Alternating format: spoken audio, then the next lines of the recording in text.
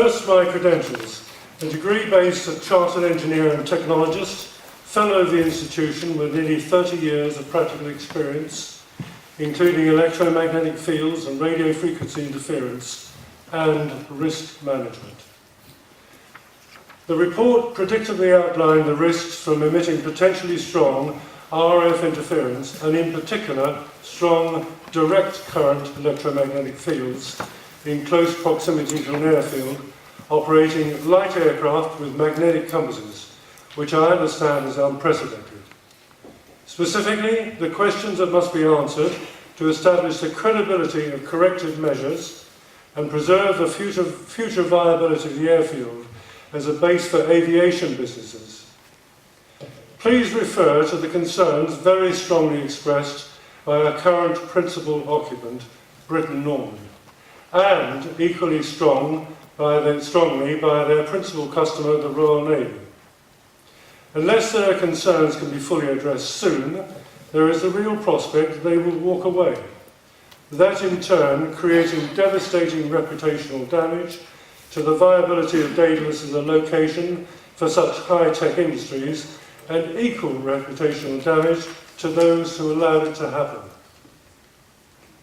The recommendation to the committee includes mandatory conditions that comprehensively address the concerns raised in the reports. But we have been there before. As one example, as you've heard, it took 15 years to rectify Peel Common and its failure to meet mandatory conditions, and meanwhile it was allowed to continue operating. In the case of IFA2, it would probably take less than that many weeks for Britten-Norman and others to decide to walk away, if they had not already done so, creating the very serious reputational damage that I mentioned earlier.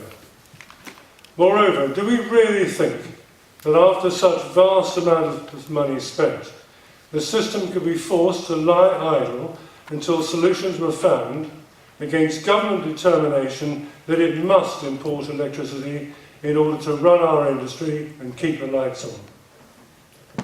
Do also bear in mind that you're being asked to agree conditions to protect interference with today's aviation equipment. With the pace of technological advance, you must also consider the need to protect future and increasingly more sensitive equipment that will undoubtedly be developed during IFA2's long lifetime.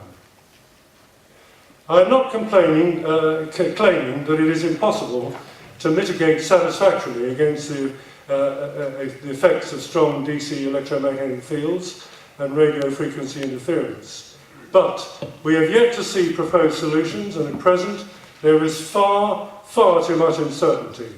In my certain experience, such effects can and have caused absolute nightmares and even show-stopping experiences. Is it really worth the risk?